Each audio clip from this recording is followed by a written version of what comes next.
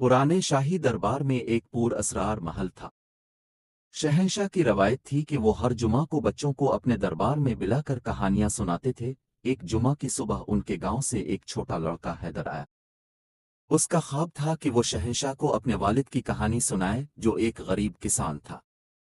दरबार पहुंच के हैदर ने हिम्मत जमा करते हुए कहा, मुझे कुछ कहना है। पूरा दरबार हंस पड़ा, लेकिन शहंशाह ने कहा, बेटा बताओ क्या कहना चाहते हो। हैदर ने अपनी कहानी शुरू की। मेरे वालिद एक किसान हैं। उन्होंने मुझे एक बात सिखाई थी कि तुम जिंदगी में हिम्मत न हारो। तो एक दिन जब हमारे खेतों में फसलें तबाह हो गई थीं, मेरे वालिद ने एक बीज लगाया और कहा, अल्लाह पर भरोसा रखो, एक दिन ज़रूर फल आएगा। शहंशाह ने मुस्कुरा कर कहा, फिर क्या हुआ? हैदर ने जवाब दिया कि इस बीज ने एक बड़ा दरख्त उगाया है, जो अब हमारे घर को सहारा देता है।